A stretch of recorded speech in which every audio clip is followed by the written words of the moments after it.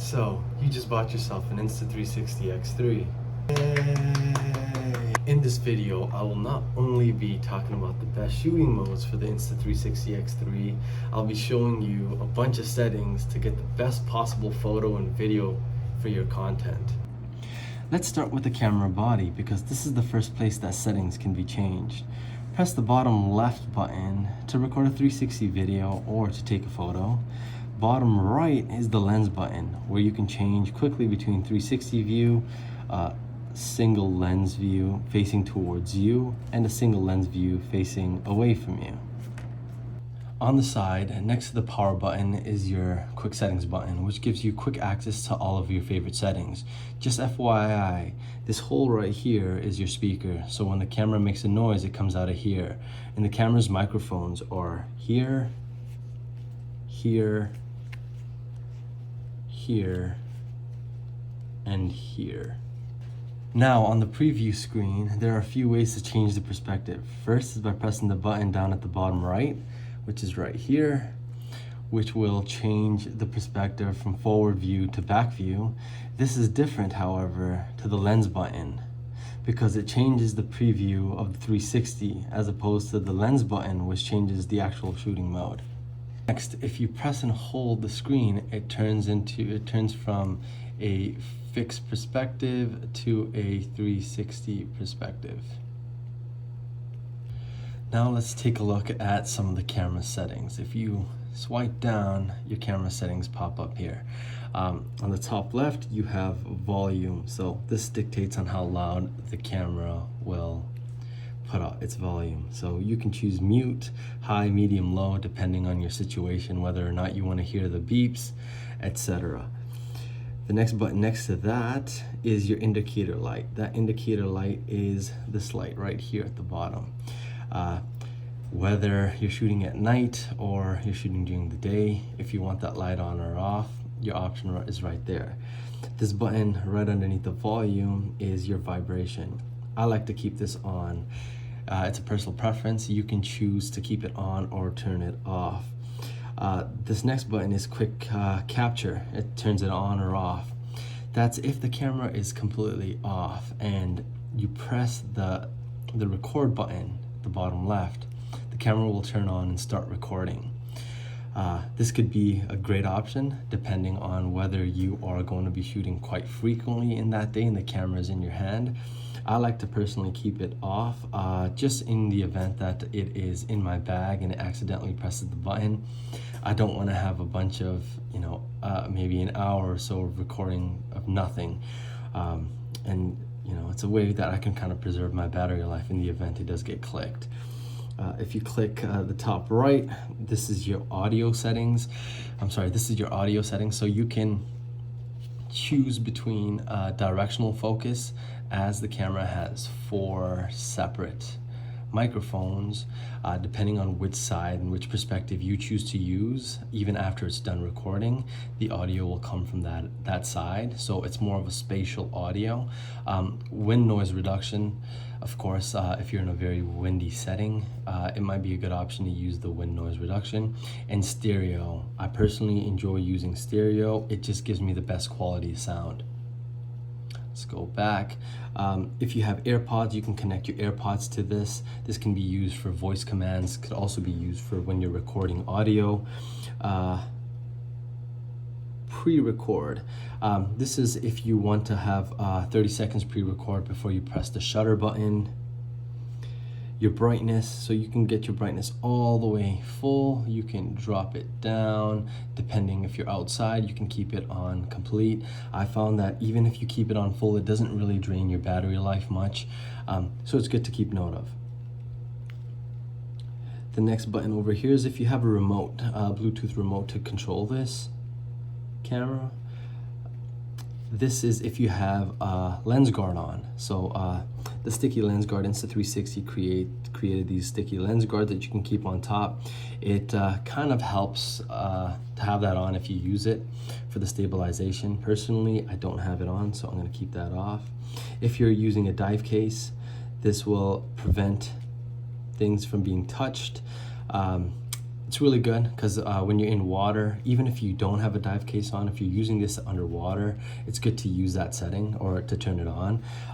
It prevents anything from being touched, any settings from being used, etc.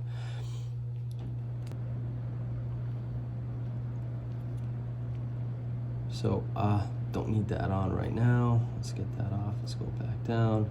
And then here are your settings. Make sure to always check if you are up to date for your camera updates.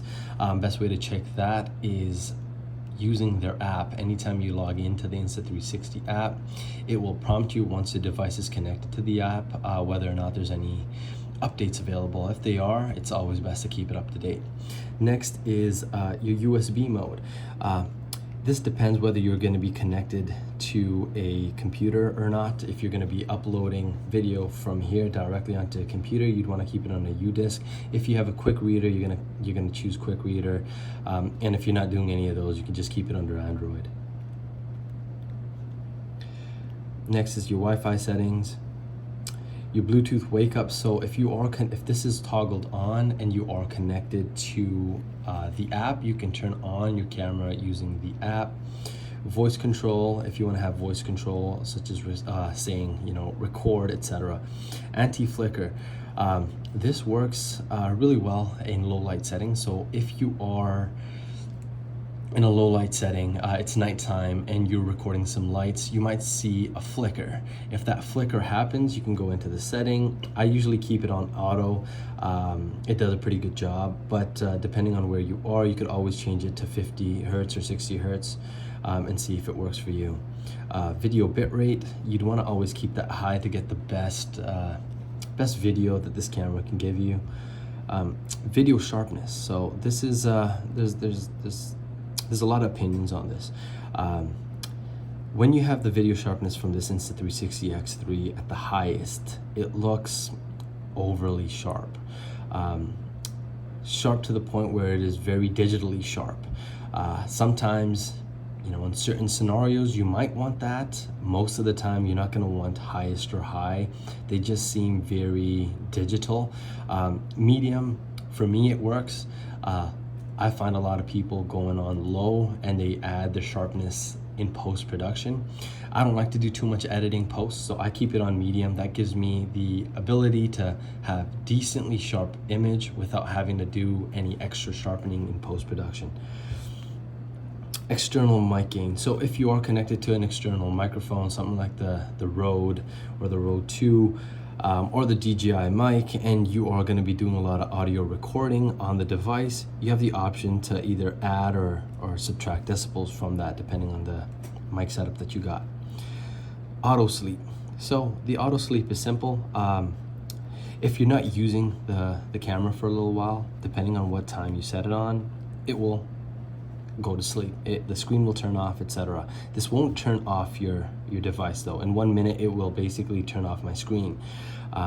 The auto power off, however, depending on what time you set it, if it is not recording and it's just sitting on your desk, sitting in your bag, sitting on a tripod, etc., after it's been a certain time, it will automatically turn off. This is really good. I like to keep it on the 3-minute setting because if I'm not recording, I prefer it to turn off rather than me burning battery. Obviously, you got your language, your SD card. I would always recommend, whenever you put a new SD card in, to format that SD card. That way, it will be the most optimized for the camera. Exactly. Okay, so your customize buttons. This is your quick capture. This is this bottom button right here. So I currently have it to single lens 360. You could also take photo or record video. I've got this as record video. It comes factory as that, so I don't need both of these to record. I prefer that lens. I prefer this button to switch to single lens mode. Next, you have your gyro calibration. I would recommend, if you just unbox your camera, to definitely calibrate your gyroscope. The reason for this is sometimes in shipping, the camera's gyroscope gets out of whack. And that means when you are taking videos, your horizon will be a little off. So it takes a few seconds to get it done. I'll show you on the screen. Very easy to do, very quick, takes no more than a few seconds, and it will give you that peace of mind if you're going out for the first time to record. The next button you got here is your factory reset button, and then you got your camera certification with your model number, etc. So now that we're done with the boring settings, let's move on to the camera settings. Okay, so now that we are in the camera mode, this is the 360.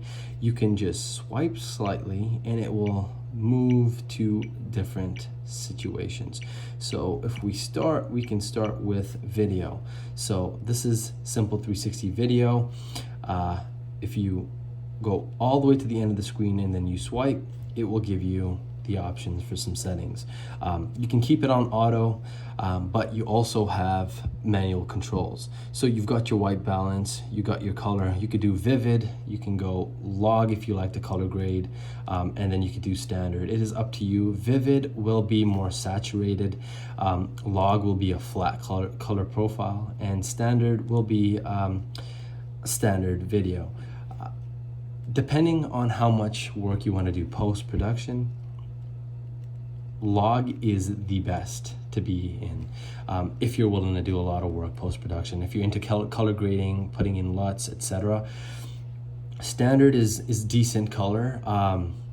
It's really good right out of the box, but then vivid will give you a little bit more of that saturation. So depending on where you're shooting, you have those options there. Then you've got your white balance, you've got your exposure settings, and you've got your isolated exposure. I don't really use isolated exposure. I usually keep this off depending on if you have one screen that's directly at the sun and then the other screen, one camera lens that's directly facing the sun and the other camera lens that's completely into the shadow. If you're shooting from, say, inside of a house, and you're going to be using both sides of the footage, it will be an isolated exposure for one side, etc. Then you obviously have a lot more control when it comes to manual settings. You can set your shutter speed, you can set your ISO. Manual settings is something definitely best used, especially when it's low light. This will allow you to get the best video and even the best photos, but I'll get to that in a bit. You've got your white balance, and same thing again, your isolated exposure. Okay, so let's get out of that setting. You also have the 5.7K. So if you click the bottom, you have your resolution and your frame rate. You have the option to switch from down to 3K at 100 frames per second, 4K at 60, and 5.7K at 30. You can also go 24 and 25 frames per second, depending on how you're gonna be using this post. I would always recommend 5.7K at 30. Of course, depending on what your project's going to be on. If you're on Final Cut Pro and you're going to be using, say, 25 frames per second, then you could use the correct frame rate for that. I would only use 4K. 60 is if I am looking for slow motion. Other than that, I'm never going to be on this setting. Next, you've got active HDR. I'm going to show you some footage that I've got using active HDR. You get a little notice saying it's best using good lighting condition. It makes a lot of sense for the reasons why. If you don't have the best lighting conditions, I find that there's a lot of grain, especially when there's things moving. I took a video, I was on a bike, and I was on a Super 73, and as I was riding, if you take a look at the grass, it's very grainy. There's a lot of noise. So active HDR is really good if you got good lighting. If it's a sunny day and you got clouds in the sky, you've got a little bit of shadows in front of you, maybe you're walking through a forest with some nice sun rays peeping through, it's a good way to use it. Just be mindful on how you use that. With here, you've got limited settings. You have your white balance, and that's about all you've got here. You also have the 5.7K, but that's the only option that you got on in this mode, and you can go down from 24, 25, and 30 frames per second. Next, you got time lapse. If you ever are using a time lapse, you have a few options here. You have the option to use auto exposure, auto white balance. You also have your color log and your isolated exposure. If you're in auto and in manual, you've got your shutter speed, your ISO, your white balance, and your isolated exposure as well. For the most part, I almost always keep my isolated exposure off, but you might find a reason why you'd want to turn it on. I usually keep this in auto. I find that the camera does a pretty good job at this. Then if you were to click the bottom right here where the 8K 30 frames per second is, you can choose 5.7K. When you open this, when you unbox this camera, it's going to be at 5.7K factory. I would always recommend, if you're going to be shooting it, click that and then click on 8K to get the best resolution for this camera and for your time lapse. You also have the options for your intervals. So depending on how you're trying to shoot, you could do 1 second, half a second, 0.2 seconds, all the way up to 120 seconds. You're not going to do 120 seconds unless you're recording for a very long period of time. That is 2 minutes per shot taken. So you're going to want to record for a long time if you're going to be using 120 seconds. And you want to have this connected to some sort of battery outlet to make sure the battery doesn't die. But yeah, you have a few options here as well.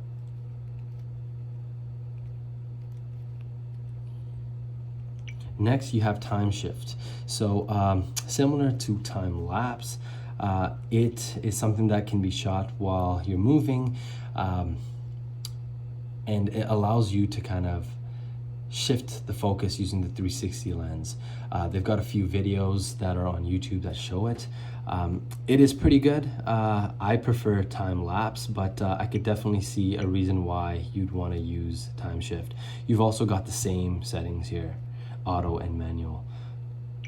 Next is bullet time. So if you have the bullet time, the cord or the bullet time handle, this is the setting that you'd want to be in. You can go 4K 120 frames per second. This will give you a very nice and smooth slow-mo.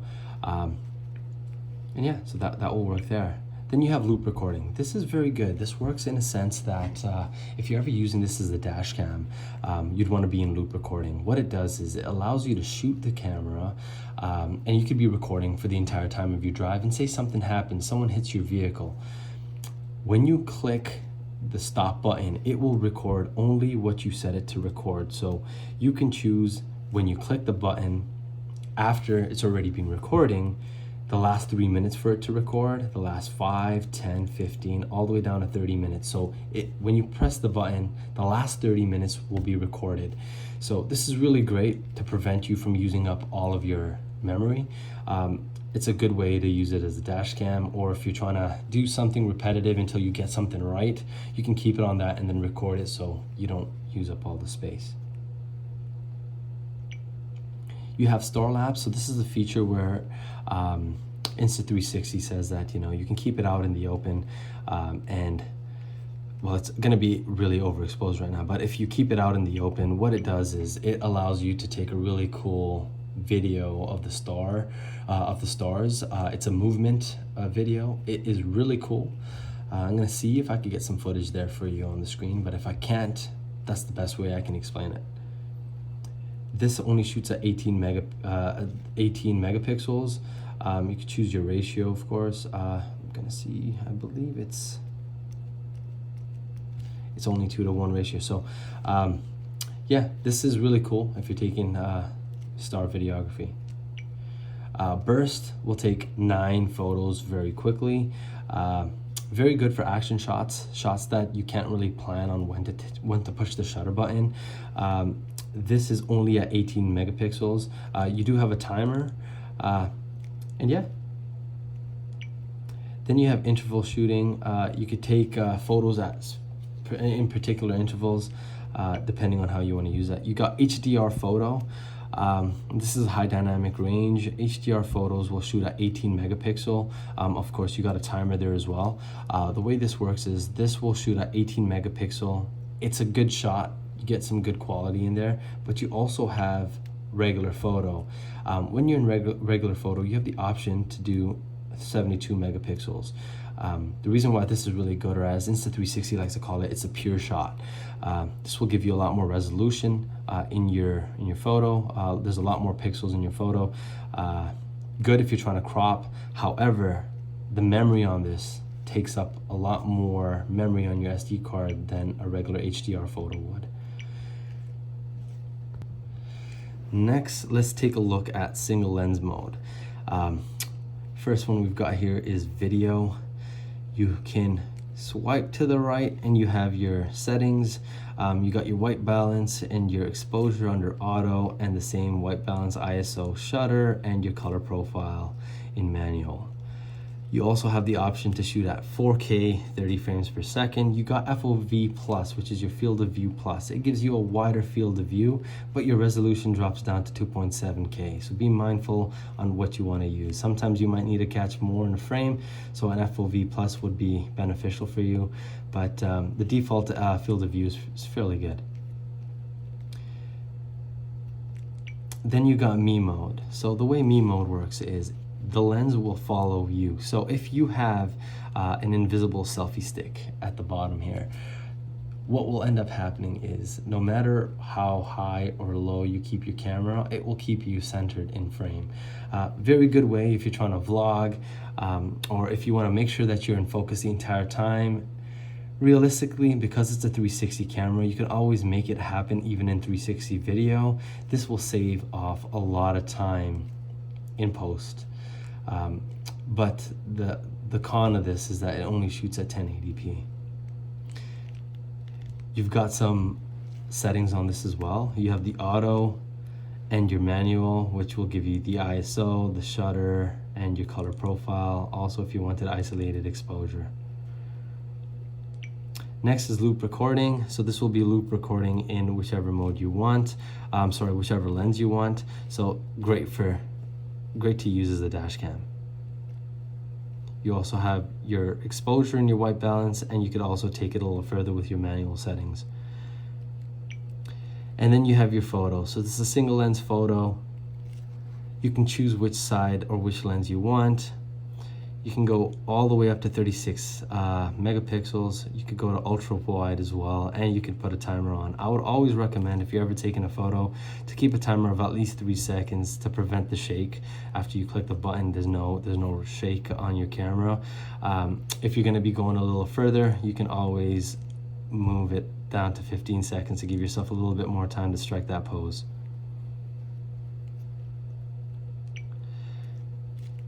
And that's what we got here for the single lens. Let's take a quick look at the quick capture. So when you press this Q button right here underneath the power button, it'll take you to a menu. This allows you to keep your exposure settings. So say you are a bike rider, for example, and you like to ride your bike on a sunny day every morning. You want to have your exposure set a certain way. You can set your exposure through here, and you can label it as you see. You can customize them to however or whatever activity you want to do. That allows your exposure to be consistent with what activity you're doing.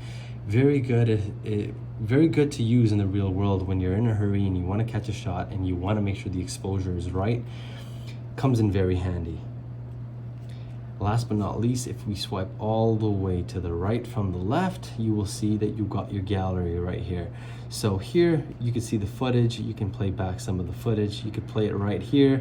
You also have the option to rotate it 360 if you have recorded it in 360, and you can just trash it out right here. If you wanted to do multiple deletes, if you click the top left button, it will load up your gallery, and you can just press all the footage that you wanted to get rid of and then click the trash button.